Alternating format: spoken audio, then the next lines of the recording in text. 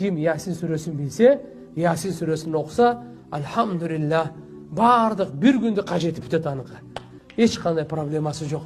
Құран оқығанды білген болса, alhamdulillah biraz 10-15 минут Құран оқып қойыңыз. Біздің жашауымыз таң атқанда башталады, біздің жашауымыз Құранмен башталады. Біздің жашауымыз немен башталады екен? Құранмен башталады. Сарылып. Құран десе сөз өлікі оқығанға деп түшінік, андан шығыңыз. Ал тура емес түшінік. Өлікі Құран оқу, ал өзінде соғуы бар, тиет. Құран өліктерге түшкен емес, тирүүлерге түшкен. Құран бізге түшкен, тирүүлерге түшкен. Өліктерге соғу өзінше. Бізде ұшында түшінік болып қалды, шайтан ұшында түшіндіріп қойды. Құран оқу деселе, өлгендерге оқиттыр қойы депші.